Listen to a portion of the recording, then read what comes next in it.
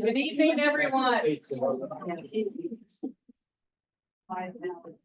you. My husband just wanted to use the kids are in trouble voice, so I gotta stop project. Yes, you do.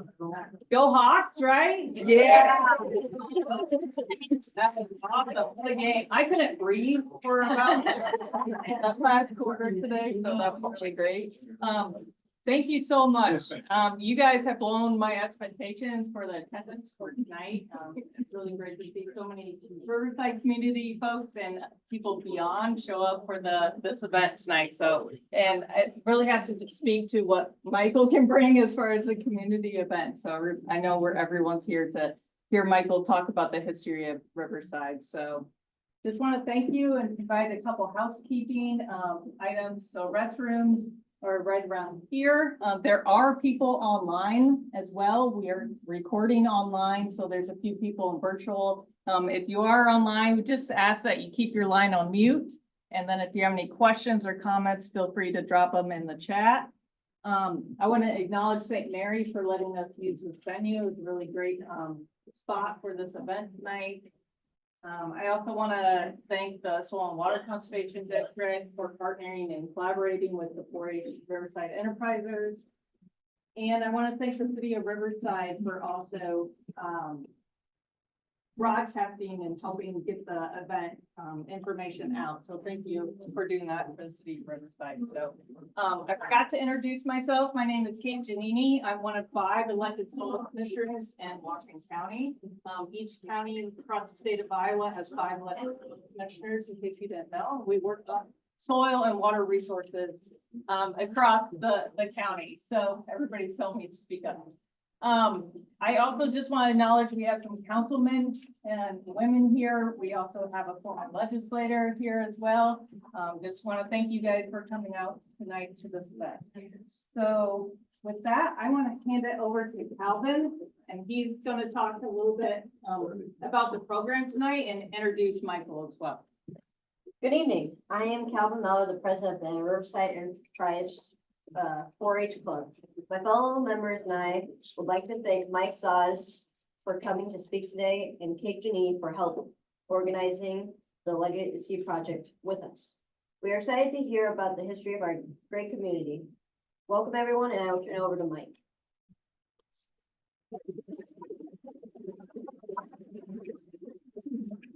Thank you, Calvin. When I was asked to do this, it was for 12 4-H club members. Understand that. I prepared the program for 12 4-H members. And I will try to talk as loud as I can, but if you want to move up closer, you can. Again, the maps were for a smaller group. It's hard to get good, big maps of the county. And since I taught junior high kids for 39 years, and so I will ask some questions and I will expect some answers. Correct, preferably. Okay, here is a map of Washington County. How many townships in Washington County? 13. That went well. 16. 14 is not right. Counties, according to George Washington, who actually did plan how Iowa would be surveyed, even though he didn't know Iowa existed in 1789. And the county was to be 24 miles by 24 miles. Each township 6 by 6. So if you have 24 by 24 and 6 by 6 townships, you have 16 townships. Water changes that. So here we have the Iowa River. So 4, 4, 4, 3. So we have 15 townships. What township are we in? Well, that was better than the last question. Okay, we're in Iowa Township up here, larger than 6 by 6, and it's the only one that has exterior border as a river. We have at least one person here from Louisa County. And Louisa County, their map is much different. It's not square. And in Louisa County, every township is part of the exterior border. And I think that's the only township or only county in Iowa where every county or every township is part of the border. Okay. I was asked to talk a little bit about a creek. I think she said creek. I'm from Iowa. I say creek. And I will, even if I try to say creek, I will say creek. Okay, and the creek that we're talking about is right on the east side of Riverside, right here. Now, they said that Port Creek doesn't have a name. And it should have a name. There are 250 streams in Iowa Township that do not have names. We are not going to worry about any other one. But there are 250. Now, most of them don't have water in them all the time. This is the creek that's, when you leave Riverside on Highway 22, it's just on the east edge of town. Now, naming is something that's very important. Most people don't take naming very seriously. Like I said, I taught junior high kids for 39 years. And I wanted to take some parents and say, why did you name that kid that? Because that poor kid has to put up with that for their whole life. I had a student one time who had a capital N in the middle of their first name.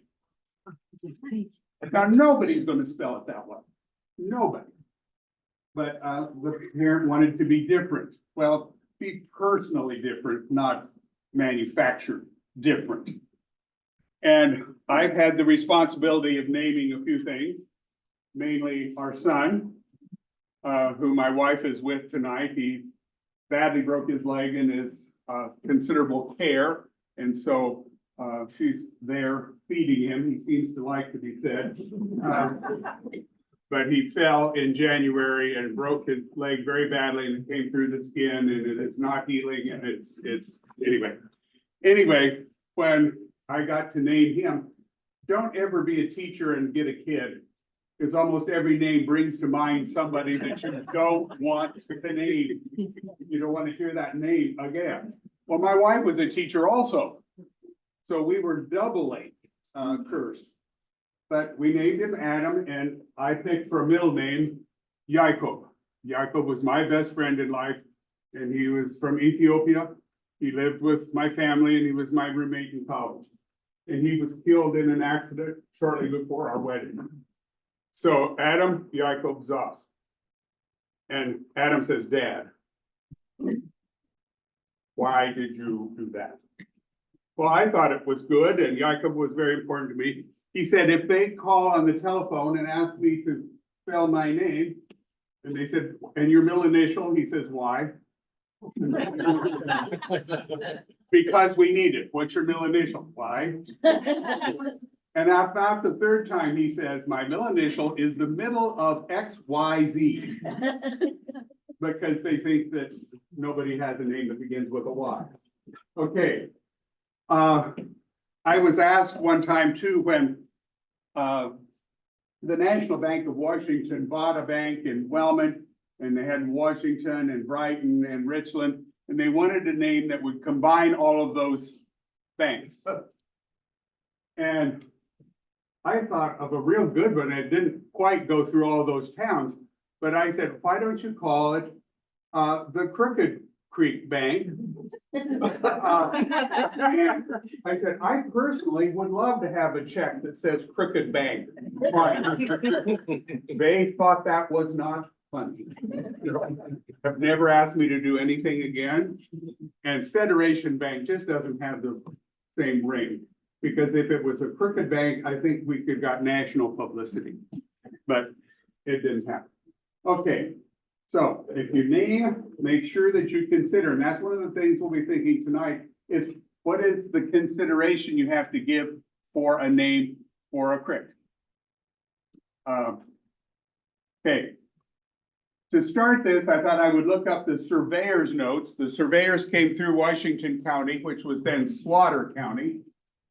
You know, that would have been a lot tougher name if we were Slaughter County.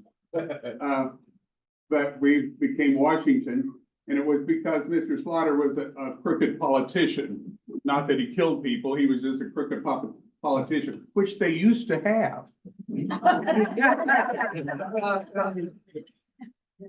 Anyway, surveyors came and started platting the county in the late 1830s. And you can go to special collections at the University of Iowa, at the University of Iowa Library, and they have those first surveyor's notes. And I thought, I will see what it says about Iowa Township. Guess what? They have all of them except Iowa Township. And we don't know what happened to the notes of Iowa Township. It's the only township that doesn't have notes. I'm from Highland Township, which is real close to Iowa, and probably there would be some similarity. So this is what it says about Highland Township. A few hermits might make themselves comfortable here and think and act as they please. I should like to see the rail trees sent downstream to fence better parts of the county. So, I grew up a hermit in Highland Township. And if I could have my helpers come up, please, if you would each get on an end of the piece here. I brought a few props. I always did when I was teaching. And go out in front here. Don't knock off any maps. Okay, hold that up high. What is that? It's a rail. What did you use rails for? Fences. How many thought Abraham Lincoln worked on the railroad? Because he was a rail splitter. He never split a single rail for the railroad. This is what he split to make rail fences. I tore down a barn to get these rails, which was the floor of the haymow. This was probably cut in Washington County about 1840. Oh. And the tools for cutting it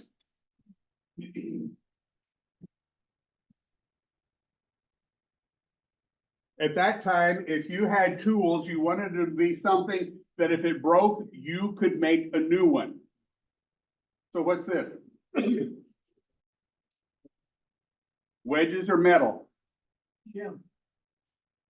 A big shim. Chisel.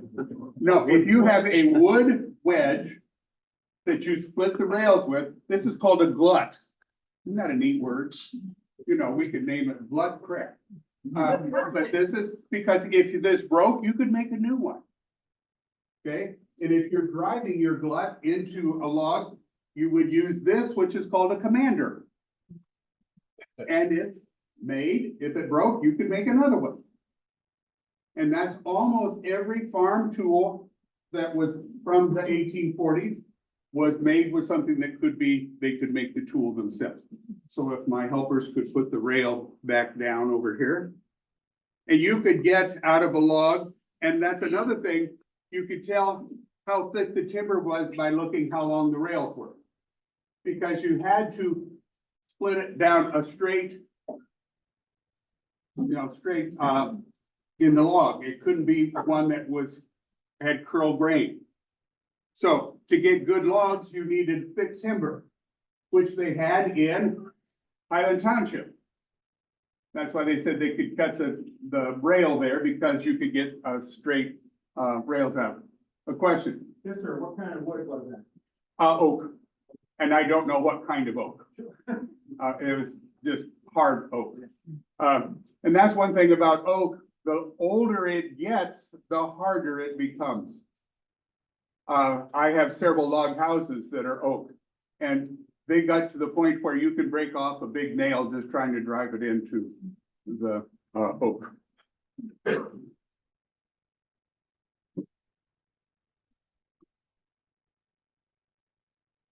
Okay. So if we're going to name a creek, what are some things we could name it after? Name it after the people that were there. Okay, name it after people, Animals. animals, Landscape. landscape, Right. tribes. Three. Oh, I would have said that was my cousin, but I won't say that. But she knows her history there. Okay, but it could be one of the first things you would think you would name it after a town. Right? The last town to be formed in Iowa Township was Riverside. It's the youngest town. Okay, anybody name other towns in Iowa Township? Yatton, across the river. Yeah. Started because it was a good mill site. Started in about 1840. No others? How many of you in here live in Iowa Township? How embarrassing. Stumptown was. What? Stumptown was on the other side of the. Stumptown is on the other side of the river. Okay, here we have Riverside, the newest town in the county. These are other towns within the county. Up here, Wallhaven. I know some of you may even live in Wallhaven. One over here, the Y, there was a place there, Iowa Junction. And it wasn't a junction because of roads, it was a junction because of railroads. Okay, Mount Jackson. None of you heard of these, have you? St. Vincent. Okay, and that was the Catholic Church west of town, sometimes called the Snevlin Cemetery. That was St. Vincent. There also was kind of a town started there by the name of Strasburg. On the same place. There was Sheffield, Yatton, and Riverside. Now, so you kind of failed that if you're going to name creek after a town, because Riverside is the only one you, and Yatton you could come up with. Okay, just over the border right here in Highland Township was the town of Davis Creek. And this creek here, across the southern part of the township, is Davis Creek. But the post office Davis Creek was in Highland. And over here was the town of White Ash in Washington, or in Highland Township, just a few feet over from Iowa Township. And my wife isn't here, so I can say several things. But I collect things. And one of the things I collect is buildings. My wife says that is not normal. And I just say normal is overrated. I have moved 83 buildings. I'm in the process of moving building number 84. Started it last week. And one of the places that I moved was the whole town of White Ash. I have the general store, the post office, the school, the house, and the church from White Ash. It was all one building. White Ash was on the Frank Meinster farm, Okay, down the road, okay, with. right close to the Tri-County Bridge. Brown town. And the town was called White Ash, and the only tree in town was a hickory. And I don't know whose fault that was. Okay, so we could name it after towns. Anybody think any of those would be great names for the creek, since it didn't flow through any of them? It wouldn't make sense to call it Mountain Jackson, for example, when it is close to Mountain Jackson. Okay, somebody said animals. What are some animals it could be named for that don't already have a creek name for them? Beaver. There are beaver creeks, but not in Washington County. Third Creek isn't an animal, but Deer Creek, we have Deer Creeks. Fox, we don't have a Fox Creek. Not in Washington County, but Otter in Johnson County. skunk, Fremont. what? Buffalo, there's buffalo in Johnson County. Raccoon, there's a river raccoon, as there's, sometimes coyote. Catfish Creek. There is a Catfish Creek, but not in Washington County. There's, no Skunk Creek. Okay, these are ones that I put down that there aren't presently animals by this name in the county. Bobcats, and we have bobcats in our county now. Didn't used to when I was a little shaver, but we do now. And they're getting fairly plentiful.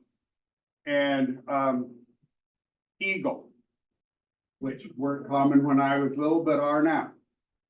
Vulture, or buzzard, whichever, weren't common when I was young, but they are now. And they do wonderful things because they clean up dead things. And they were nearly extinct. And you know what? They got a road map. They learned to follow roads and eat roadkill. And now they're one of our most common animals because they have adapted to the change in environment and they follow roads.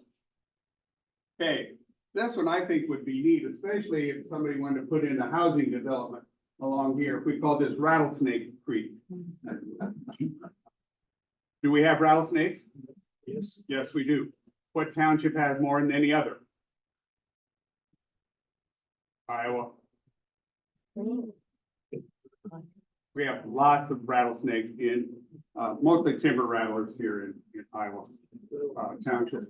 Across the river over here, in the Conesville Flat, that area between the Iowa and Conesville is very sandy, was one of the last places in Iowa to be settled because it was so full of rattlesnakes. And finally, what they did after they got all the way to the west coast of Iowa and there wasn't any more land, they came back and turned in a bunch of hogs.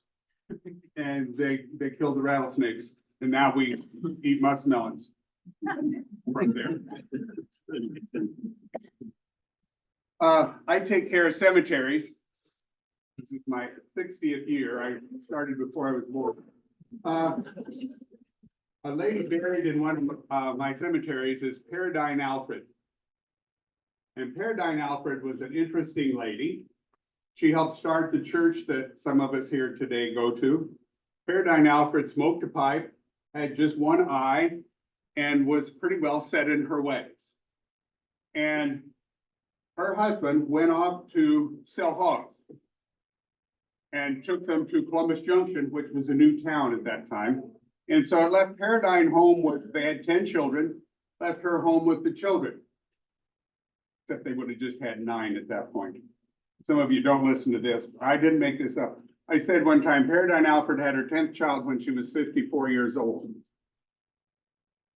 And I had a lady in the back of the room stand up and said I'd have killed him too. And don't hear that over here. Okay, anyway, Peridine Alfred's husband had gone off to sell hogs and was gone overnight. And people knew that Peridine was there alone. So something was screaming and yelling outside of her house. And she knew it was some of the young guys in the community and trying to scare her. And she walked out in the yard and says, "You just better get yourselves out of here," and just told them off. The neighbors killed a lynx in their yard that same night. Because it moved to their house and they shot the lynx. So a lynx would be an animal that would be rare here, but did occur here. And that would be one, there's no other Lynx Creek there. Okay, so think of animals that you might want to consider. What's the oldest road in this area? Older. Stagecoach. Well, there really wasn't an official stagecoach road. There's one of the stagecoaches went on. The first road in this, in Iowa, first tax-supported road in Iowa, is called the Old Military Road. And this is probably what later stagecoaches followed. The Old Military Road went from Dubuque to the Missouri border. Came down, and I don't know the exact route in here, but I would guess it's pretty much here. I can go the exact route around Ainsworth. Lyman Dillon built the old military road. He had 10 oxen and a prairie breaking plow, and he would rotate the oxen, and he plowed a furrow from Dubuque to Missouri, the longest furrow in the history of the world. And that was the road. It wasn't meant to be a smooth road or anything. It was meant to be so you didn't get lost. Every half mile, he put a mound of dirt. So if you got off the furrow, you looked for a mound of dirt. I'm sure there were no other mounds of dirt around, but he did a lot of mounds of dirt. And that road cost, I think, $20,000 to build, which was a lot of money. It was a federally funded road. Now, Lyman Dillon didn't get all of that road, or all that money, but he got some of it. He got paid $3 a mile to build the road. Okay, now, several people, and I thank you for this, have sent me things about the history of Riverside, knowing that I knew nothing about it, so I got all this stuff, which was good. But some of that wasn't right. There was one, and I don't even remember who sent this particular piece, that it said that in 1850 and 1851, in that year, there were over 800 wagon teams that took the old military road to California. Stop and think. If you're going to California, why do you go through Riverside? Of course, Riverside wasn't here then. And the road was never developed as a road. It was a trail. It was mostly for walking. And so those, I don't know where all those wagons went, but if you're going to California, you don't usually from Iowa go by way of Missouri. But anyway, old military road, and down by Ainsworth, you can still see some of the wagon tracks of that road. But I think probably that was local people using it more than anything else. Okay. Mr. Dillon also had 2 horses that pulled a covered wagon for that he could stay in or have food. Okay. Yatton. And Yatton is named after a town in England. And it started because of a mill along the English River. And if some of you know the answer to this, I don't. Where did the name English River come from? Because I have never been able to find out where the name English River came from, because we basically don't have English, or not many. But it was called English River from very on. But it could be that it was farther upstream than some English people or something, I don't know. Okay. What caused, Yatton was caused by the mill. We had St. Vincent that started the town of Strasburg. What started the town of Riverside? Why?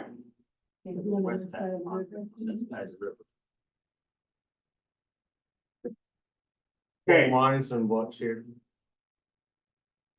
You're the first person that's ever said that. I'd like to say you were wrong, but you're right. Okay, coal started Riverside. And they never mined coal here.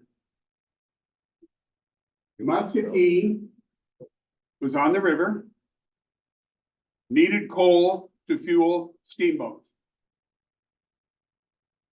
They found coal at what year? So they started building a railroad from Muscatine to Nichols, to Lone Tree, to Riverside. How many miles apart all those towns? 7. Why? Steam engines had to be able to get fuel and or water within 7 miles. So we go Nichols, Lone Tree, Riverside,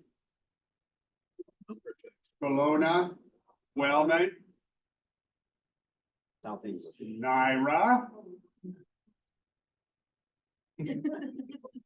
Naira is such an overlooked town. If you've been there, you would understand. Okay, Naira. That's where the bus got stuck. That's where the bus got stuck. Some of you were along on that trip. We got stuck in Naira. I thought we'd probably still be there, actually. Naira, Kinross, South English, Keswick, Thornburg, Whatshire.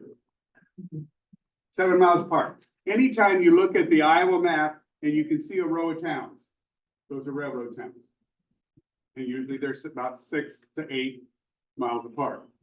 But then they haul the coal from Whatshire to Muscatine to run the steamboat. Okay, and who was, well, each town was different. Well, when all of by the time they got to Whatshire and started hauling things, it was probably about 1880. About that. And I asked, you said each town was 7 miles apart, talk about the people, we got people. It's a little farther from Muscatine to Nichols. 7 miles. Yeah. And I don't know whether there was a station in between there. There's several of you here tonight from Muscatine that maybe know if there was a water stop or something in between there. Okay. And I didn't bring what I should have, but why is Naira famous? Obviously it isn't. The stamp. The stamp. She was on a bus that got stuck there, and I talked about the stamp a lot. And I had the picture that Vance gave me of this, but I didn't bring it because I didn't think I talked about it. But the very first issue of a postage stamp is collected by stamp collectors. And it's a big deal. And 1933, August, they issued a postage stamp for the National Industrial Recovery Act, NIRA. And our congressman was Edward Eicher. He says, why don't you issue it out of the Naira post office? It's the only post office in the United States that is NIRA. So, and I have some of those stamps, but I didn't bring them. But anyway, they issued that postage stamp. There were more people working in the post office that day than lived in the town. There were over 20 people stamping letters in the post office at night. The first one was the first only letter mailed from Washington County entirely by air. And it went to President Franklin Delano Roosevelt, White House, Washington, D.C. Because he's a stamp collector. If you go to his house at Hyde Park, you can see this letter. And it was sent from the Naira post office by air. And Vance gave me a picture. They put the letter on the leg of a carrier pigeon. The pigeon carried it to the airport in Moline, and they put it on a plane and flew it to Washington, D.C. It went entirely by air. And it was the first airmail letter from Iowa. You never thought you would get such dumb information by some of you probably did. Okay. Okay. Another thing I thought we sort of mentioned maybe landmarks. And I went to a one-room country school, the same country school that my mother, my grandfather, my grandmother, and my great-grandfather attended. And that's one of the buildings I've collected. And it's also the church that I go to started in it. It was Round Grove, and it was located right in here in Highland Township. Okay, so it was the last one-room school in the county to stay running without Amish students. Okay, so I thought, well, I'll look up the town or the schools in Iowa Township. What are the schools in Iowa Township? Fairview, still standing. What? Iowa. Oh, Greenfield. Greenfield, and Iowa sometimes is called Crescent, I think. And there's a number one sometimes. The one that this creek drains is North Ridge.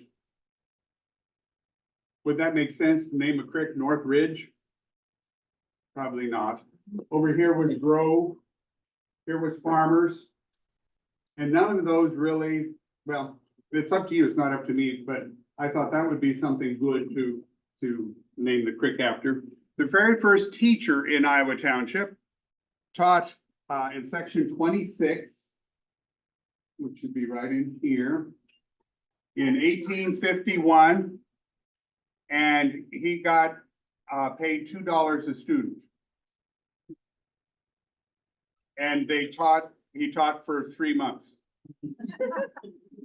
And he got $2 a student. I don't know how many students he had. And his name was Herman Gray. I thought, well, being a teacher, that'd be kind of neat to have a creek named after the first teacher, but Gray Creek? Maybe not. Okay. When the railroad ended in Riverside in 1872, Riverside was a boom town.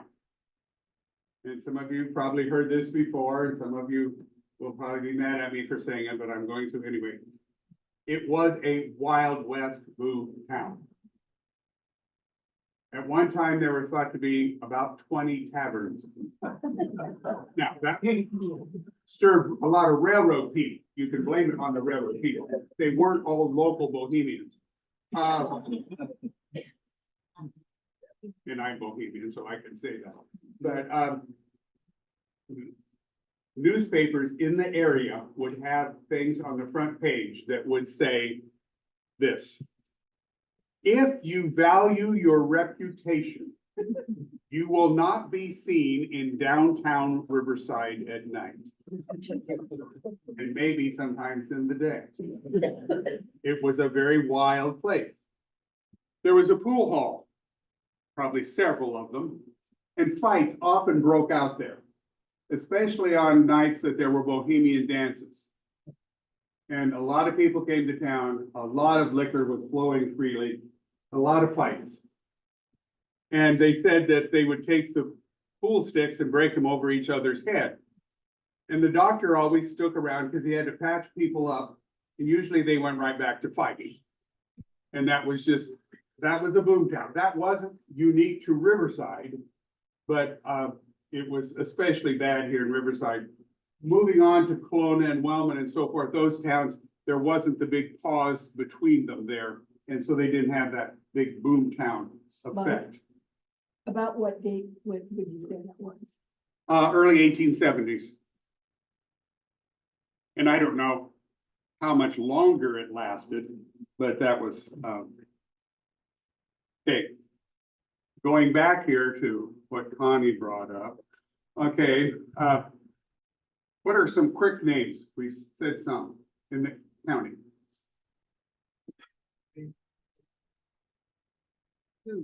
Oh, man. Old Man's is in Johnson County and Old Woman's is in Johnson County. And I had somebody said, I haven't found this. A Goose is in Washington County, but there's a creek in Johnson County named No Name Creek. So we can't even use that. It's already been used. Okay, Whiskey Run, Highland Township.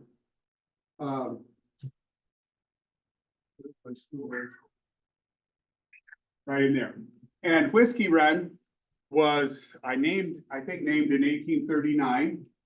And the surveyors were going up some hills in Highland Township. Remember, nobody would ever live in Highland Township. It's just for cutting fence rails. And they said that it was very hilly and they had a two-wheeled surveyor's cart. And they had a keg of whiskey in the back of the cart, and the in gate broke and the keg of whiskey rolled down the hill and run away. And so they called that Whiskey Run. And that's its legal name, because the whiskey run away. And you would have thought that the roads would have been very crooked in Highland Township. They really weren't. They're more crooked in Iowa Township. But, okay. Kelowna, a few years ago, had a creek in their town called West Drainage Ditch. And that was its official name. And some people thought that wasn't real attractive. So they would name that something else. And you probably, a bunch of you remember how they named that. They put an ad on eBay. And whoever bid the most could name the creek. And somebody from Virginia bid, I think, $800. And I can't even say what he named it. He said it was his grandfather, who was Japanese, favorite place. And so he wanted to name the creek in honor of his grandfather. Chances are, if he had a Japanese grandfather, he would have never been in Kelowna. And then they finally got what he named it translated, and it says, "No horse meat permitted." It was an animal rights person who thought people at Kelowna ate horses because they had a lot of horses. And so they didn't allow that to be named. They put it back on eBay, and a family bought it, and named it after somebody in their family. It's called, Sassine Creek. And if you go in Kelowna, there's signs that say that. It no longer says West Drainage Ditch. Okay.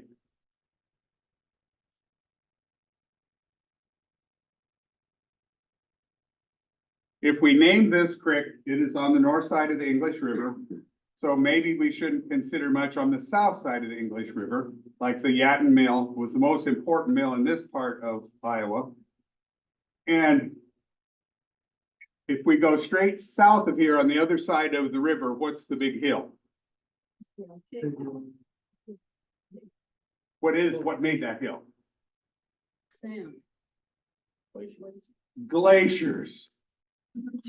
But we're gonna find glaciers went east to west down there. There are glaciers that went north and south and one that came over from Illinois, so they went both ways. Not at the same time. That is a terminal moraine. Terminal means end. Moraine, land. Land at the end. So a glacier, and there were 5 different glacial periods in Iowa. They moved down, that knocked down hills, filled in low places, ground up rocks, and there was constantly pushing big mounds of dirt in front of the glacier. So when you see a terminal moraine like that, that's where a glacier ended. It stopped there and started melting. So if you go into that hill, and a friend of mine was recently buried on that hill, it's mostly gravel and things from Canada. Now, if you learn to see that, you can see it all around Iowa. There are rows of terminal moraines. Probably the most well-known terminal moraine is right in the town of Des Moines. The Des Moines Lobe, which was the last glacier to come down from Canada, ended in Des Moines with a big terminal moraine. That's where we put our Capitol building. So if you're in downtown Riverside in one of those taverns and you're betting, what's the only state capital that rests entirely on Canada? It's Iowa. Our capital is rested entirely on rocks and gravel and turf from Canada. And if you win a big bet, I get a percentage. Okay. The first families that lived in this area, and probably most of you know this, you maybe even descended from some of them, they lived in caves they dug in the banks of the English River. And some of those people lived in those caves for as long as 8 years. And one of them said that we only got flooded out twice. Well, wouldn't that be awful? Well, that was been the first people here. Very first 1830s, 1840s. And why would you live in a cave? Because it would stay about 50 degrees all year long. And so if it was wet, you were warmish wet.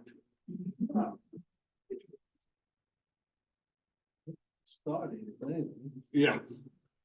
Okay. One of the main businesses in Riverside was very close to this creek that we're talking about. And does anybody know what I'm talking about?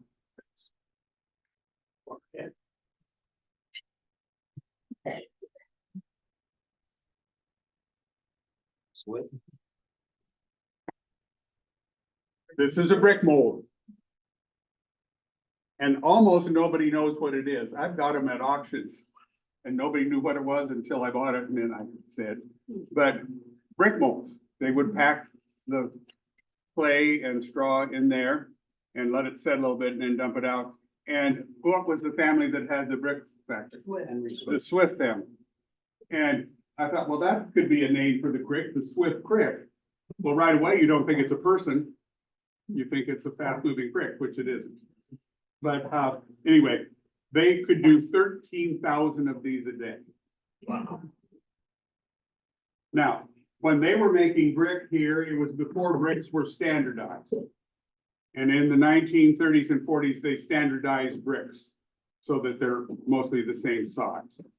Some of you have been with me on bus trips down to Burris City, and the bricks at Burris City are much smaller than what they are here. Okay.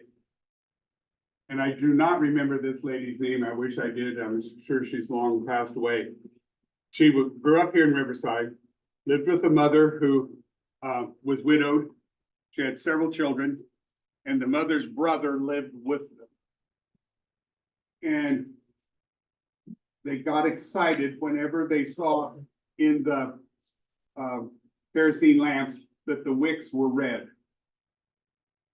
Because when Christmas came, the mother would cut up her brother's red long underwear and make wicks to celebrate Christmas.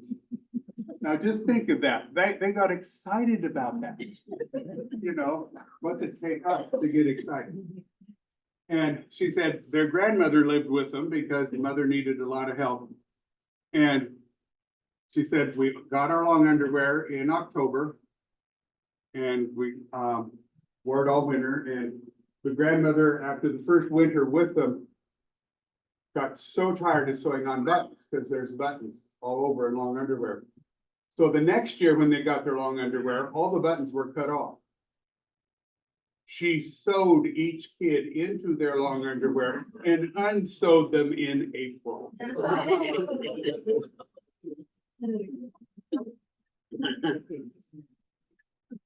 Apparently you have a vision where this might be.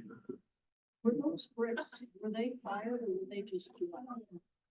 I think they had a kiln. There was one in Cologne and two that had a kiln. Okay. Downtown Riverside burned, had several fires. Before I think probably there's an ordinance that it has to be brick now. Right? No, doesn't have to be. Anyway, one of the first fires started in the Schoolball Meat Market. And we have schoolballs here, and that would be my great-grandfather had that meat market. And another one of my great-grandfathers was on the city council here for a while, so I do have to find it. Okay, if we, especially if you name the creek after a person, it's difficult because I know in Sharon Center Township, Johnson County, they're naming a creek after 3 people who farm along that creek. And it is 2 men with the first name of Glenn and one with the first name of Woodrow. So it's going to be called Glenwood. Wood Glen. I was going to say Glenwood reminds me of a town in Southwest Iowa. So it's Wood Glen. Okay. Now, how many generations is it going to take until people wonder where that name came from? Because those families, do any of those families have people that are going to keep farming that land? There's going to be a sign there. Oh, there could be a sign. So apparently, and that, they started that this last week. So a lot of naming is going on here. But it's hard to name after a person that maybe a generation or so away, nobody's going to know who that person was. A suggestion, and I'm not deciding this. This is just a suggestion. Our family is Bohemian, and one of the most famous Bohemians ever in Iowa was probably the most recognized musician in the world, composer in the world right now, and that's Anton Dvorak, which we would say Dvorak. And he lived in Iowa for a short time up in Spillville. but his first cousin lived here. Václav Dvorak, or James Dvorak, and I want to say Dvorak because that's what we say. Anyway, he and his wife Barbara, and Barbara is married here in Riverside. James and Barbara had 9 children, came from Bohemia. 6 children died before they got here. 2 died after they got here, leaving 1 child still living. And Václav Dvorak's son married my great-grandmother's sister. And that's what all the Dvoraks around here come from that family. So if that creek were named Dvorak Creek, it could be that it goes with the musician or with that family from here. Okay, I have a question. question. I've always heard that, the reason why Johnson County has that strange little peninsula coming down is that Washington County claimed they weren't getting enough immigrants. They were all going to Iowa City. And so they cut those 3 off and gave them to Washington. Don't know. Don't know. Actually, we didn't lose very much. I'm not even sure if we got that land back that you would live in Washington County. He's a stump towner. And River Junctions. River Junction. Stump towner is easy to say, rather. Okay, but I don't know why they followed the river, but rivers were very hard to cross, and so that just became a natural boundary. Okay, earlier someone talked about the Red Ball Road, and the Red Ball Road went between what 2 cities?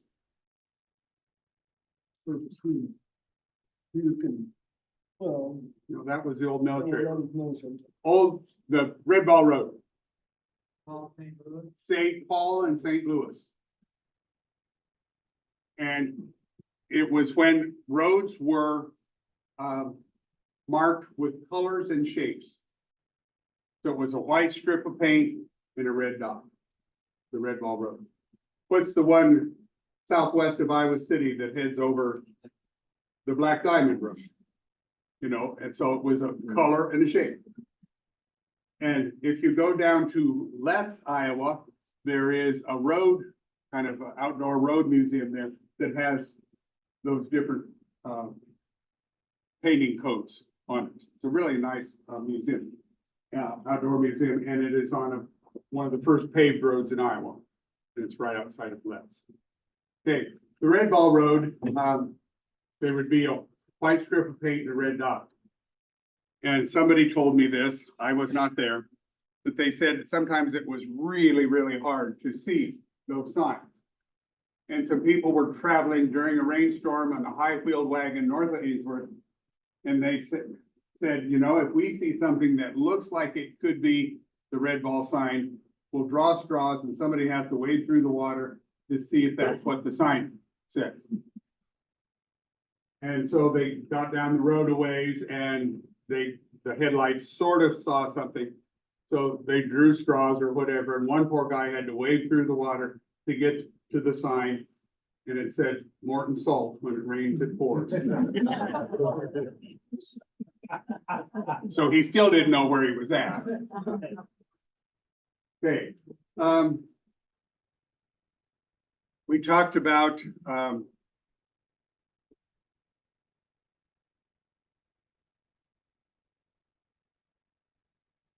the Swift Brickyard. I do not have a Swift brick.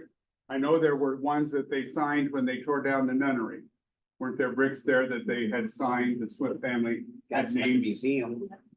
And they're in the museum? Okay. Okay. Mr. Barnett had a store downtown Riverside. And maybe some of you have a picture. There's a picture of it on eBay right now under Riverside, Iowa. It costs $35 for that postcard picture. That's why I didn't bring it. But it's the interior of the store. Well, Mr. Barnett was apparently an entrepreneur. And here's a vacuum cleaner that he sold. Actually, it still works. It produces a suction. It's not like a marble, but Gold mold. Yeah. Gold mold. and it's dated right here on December 26th, 1911. And I think Mr. Barnett was a, let's try everything person. These were not made in Riverside. You know, just look at all the different ways of bending metal and shaping wood and such. I have found this same vacuum cleaner with somebody else's name down here.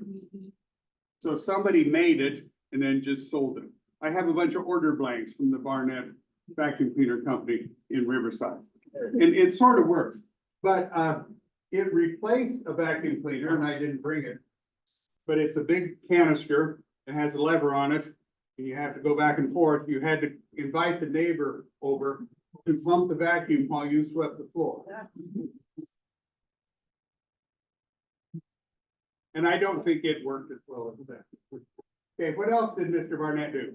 Lightning rods. Lightning rods. And here's a glass from a Barnett lightning rod. What does it say on them? What does it say on them? If it's not on the heading, it's on the- Hawkeye. Maybe you've heard of that word, but it says Hawkeye. And the Hawkeye Company eventually bought out Mr. Barnett and moved it to Cedar Rapids. But white, I have blue ones, but they're all in my barn and I like you, but I wasn't gonna crawl up on the barn to get one down. But Mr. Barnett had employees of 10 to 20 at different times in his lightning rod factory, and they would weave the copper wire, and then there would be salesmen that would go out and talk people into putting lightning rods on all their buildings. Our great grandfather, Mr. Skubal, whose meat market burned down, and being Bohemian, Prohibition hit hard. And he was a friend of a lightning rod salesman. Now, whether that was Mr. Barnett, I don't know. But they bought a car, I think it was an Essex, but I'm not sure. They bought a car, never put gas in the tank. Ran it from gas cans in the back seat. And made numerous trips to Illinois, bringing back not gas in the gas tank. So, Good use this gas. probably. Okay.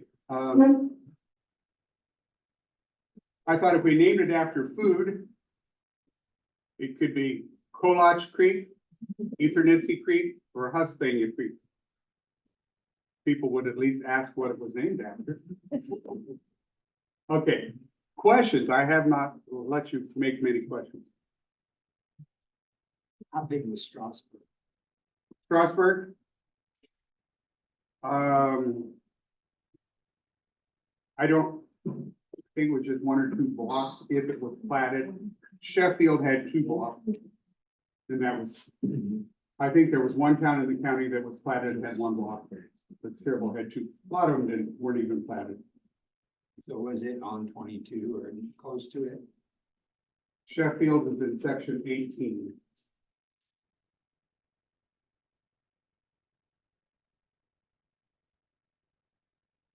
So I can't see up that far. I was talking about Strasburg. Well, Strasburg. Strasburg was in 7. So it would have been right up in 2. Any other questions? Mike? The gas mail on the river or on that creek? There were several locations and most of it was on close to the river where they diverted the channel. I don't know that the creek was there that they kind of made a sluice or something that they took the water to the creek. And it was started about 1840, Mr. Owen and another man, and they had the lumber cut. And during the winter, the water came up and washed the lumber away. And they went out in a, skiff to try to save as much of the lumber as they could. And one of the men, drowned. And, but the other one was able to save some of the lumber and use it in the, mill when it was eventually built. They never found the first guy until 2 years later. Some dog was digging along the river and brought up the other guy. So they actually dug him up and buried him. And it said they buried him surrounded by big rocks. And I'd like to find that, but I'm sure that they flooded away. And let's see. It's on the backside of that. Yeah, somebody could help turn that around.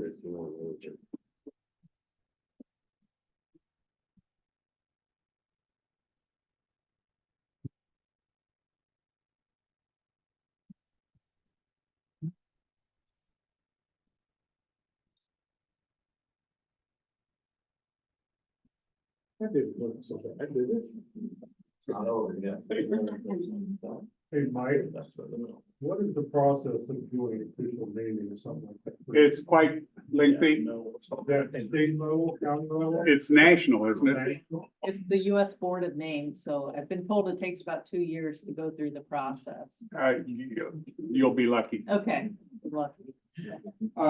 Now, maybe water is different than land. But, how many people have ever been to Frytown? What's its real name? Jamestown? Frank? Amish. Frank Pierce is its first name. Because Franklin Pierce was president. They named the town after him. Then it was Frytown. But in between, it was Williamstown. And the federal government still calls it Williamstown.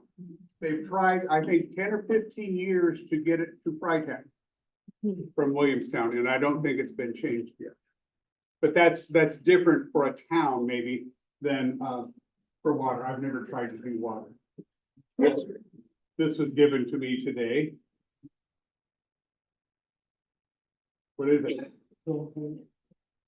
What? It's a feed sack, held 100 pounds of chicken feed. And they fit pillows. It was the first time they marketed to women. Okay. Now, where was that feedback there? Who got brought it into that? That was just always in your family, right? And I thought about giving it to you many years ago. I used some and made a quilt for my daughter, but I had that one left over. It didn't fit in and it was a little bit special. I am moving out of state this year and I think it needs to stay here in Iowa. It doesn't need to go to Idaho, even though that's an out of state too. Greener didn't come from, you had, no. It depended, it'd be almost impossible to find out. Each feed company contracted with a different milling company that milled the flock. But this would be 1925 to 1940, about that period of time. And I've been working with cemeteries a lot in Vance Bolton back there. He'll raise his hand maybe, has helped me. And somebody asked me to explain when we're finding a cemetery. Some of you have watched me do this and then didn't sleep for several days. And I did not make that up, did I? I found, 14 people buried in her antique store. I found 7 adults and 2 children in a yard yesterday going into Washington. We have 5 adults and 2 children in our house yard. The county asked me to do this, and this has nothing to do with the creek, but I was asked about it and I have to do this. How many cemeteries were in the county? And they had a record of about 45 in Washington County. And we are now over 360. And how we do it? These highly technical devices, and I'll have them for sale later if you wish. If you go over where there has been deep digging, they cross. I did not do that.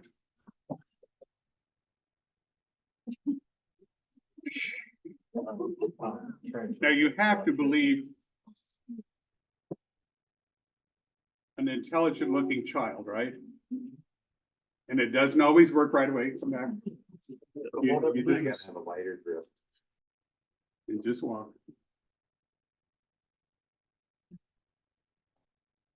And when you start, they don't always work like I did, but they move. I have never yet had anybody that got no reaction at all.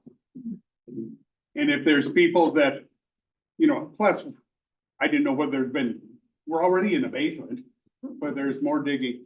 But if you have people that hold them so tight that they don't turn, then you just put the handles in a pop bottle.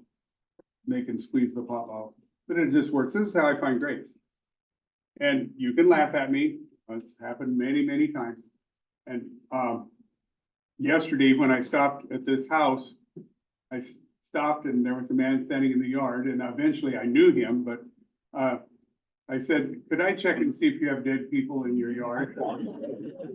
And he was nice enough to let me check to see if there were dead people.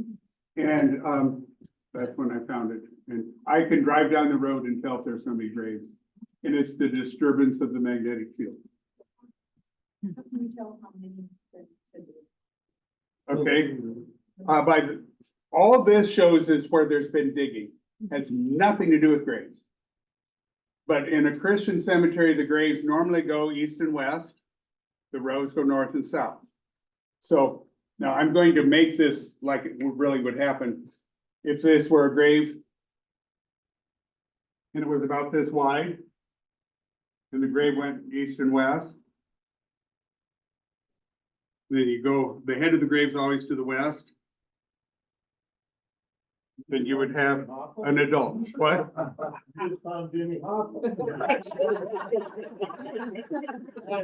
Okay, he came to Riverside because he heard there was fun times here. But anybody can do this. Has nothing to do with graves. It just has to do with digging. And I'm called in to find septic tanks, map farms for the tile. And it just works. And if you've ever, How do you know when a child or adult?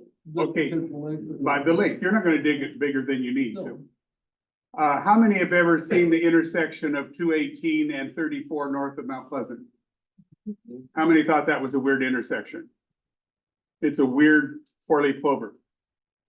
Adam and I designed that intersection. They bought a farm many, many years ago because they knew those two highways were going to meet. And then they found there were two cemeteries on the farm. So they called me up and said, now, can you come down and show us where all these graves are? Either that or we have to hire a bulldozer to take 3 inches off this 160-acre farm. And they thought I'd be cheaper. And so we designed that, so the cemeteries are in the loops of the intersection. And when I taught school, I would show my kids how to do this, and I said, now, I have made $300 an hour doing this, and I have. That's what they all wanted to do when they grew up. And I said, you don't get many hours. But no, I've mapped the country cemeteries of Lynn County, and they paid $300 an hour.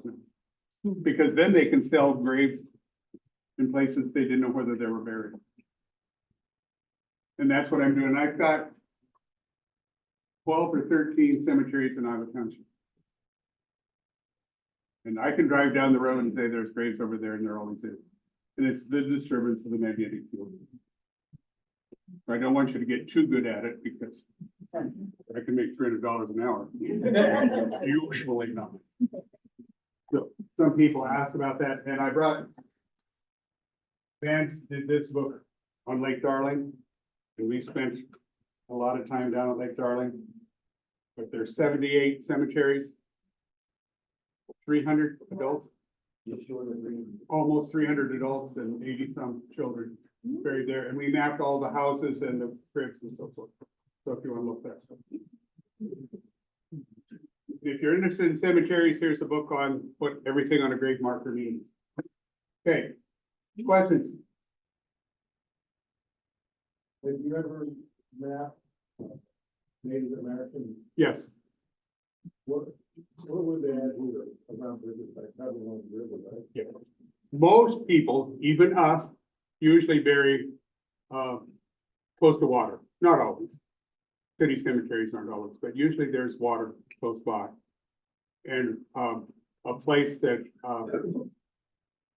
I think we're gonna maybe hold church service later this spring is at an Indian burial ground high up above the Iowa River. And there's 14 mounds there, but most mounds are not burials. Most mounds are property borders or something. But Because I got at the bottom of one of the hills, this way, with the high school, but there was. they found big stoneware containers full of identifiable food from their building. There was, what, 70 different places they found, Native American sites when they built 2 lanes between Haskins and Iowa City. Yes, Our daughter-in-law got it looked out 15 years ago. She worked along with called I Living up the street. We come down over the block from that, got down into where the airport is. She all kinds of free stuff. But any of that, they move to the rest. well, it's hard to say because Indians traded, Native Americans traded back and forth. So you might find something.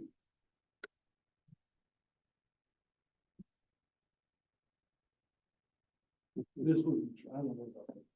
We don't know about this, but this came in tonight. It was in his pocket.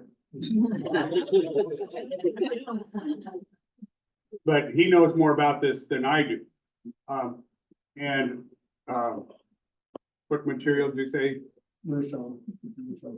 Meerschaum pipe, But it's stone.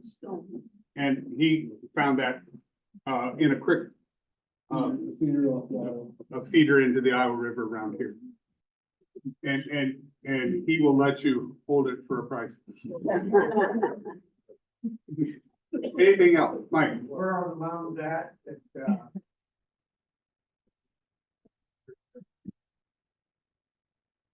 There. No. I'll take you there. I was told, Seven Spring, which is down there by Carl Cribble's family. That was a crossing, ferry crossing one time, and that was they said a military road there from Iowa City or Dubuque. They crossed over that and they head down to Burlington. Okay, I'm not gonna say it isn't, but I'm not familiar with it. Yeah, I have pictures taken from the air looking down, what, LiDAR? That takes away leaves and such. And you get down along the Iowa River and there's all kinds of things that you can't see on the ground that you can see from the air. Great big huge donuts and such that are Native American that go back a few thousand years. yeah. Well, but what do you think that is under the ground? Now, were the foundations, are they just disturbances? of the Probably pathway, or the- Probably disturbances, like the Indian, place, along the Iowa River there. The mounds, some of them are about so high.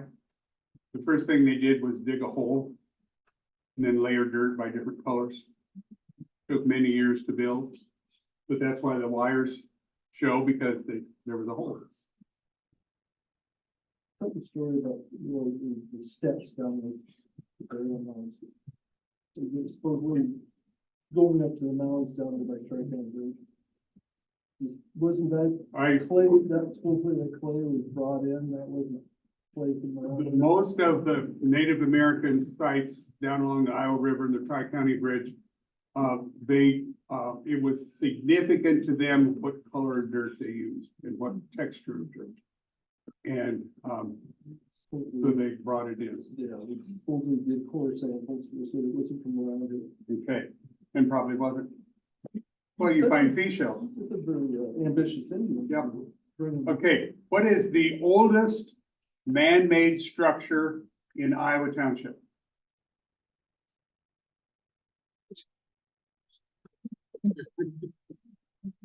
Now, you should all know this.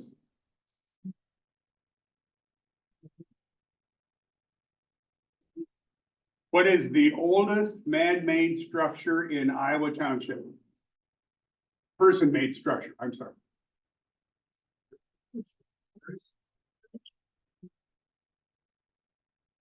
A structure. It's a picnic shelter in the park here, a log picnic shelter built in 1840 by the Prihoda family. And if, you know, you pick a name for that creek, that's been here the longest. It's the Prihodas, and there are no Prihodas here now, but that was originally on Floyd Primick's farm. And there was that log structure and a log house or log corn crib. And the log corn crib burned in a grass fire, and they moved the log house in here as a picnic shelter. And that 1840, there's not anything else that age in the whole township. Prihoda, P-R-E-H-O-D-A.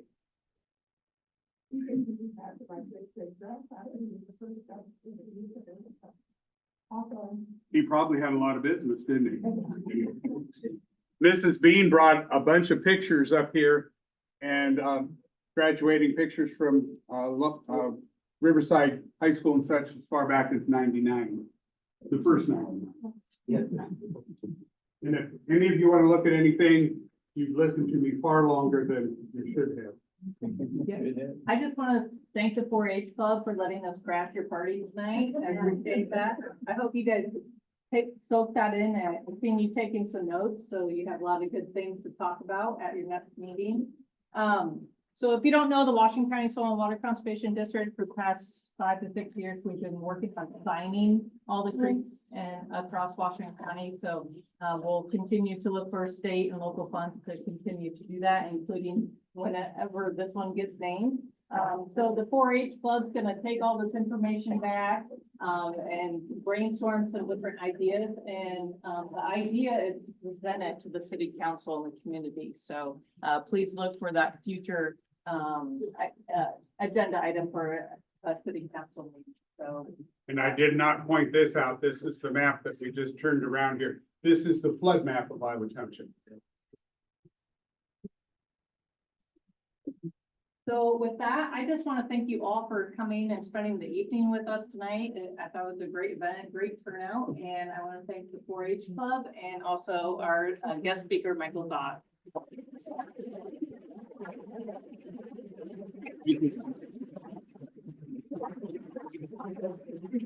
Feel free to come up and check out some of the cool artifacts out. Remember? Thank you.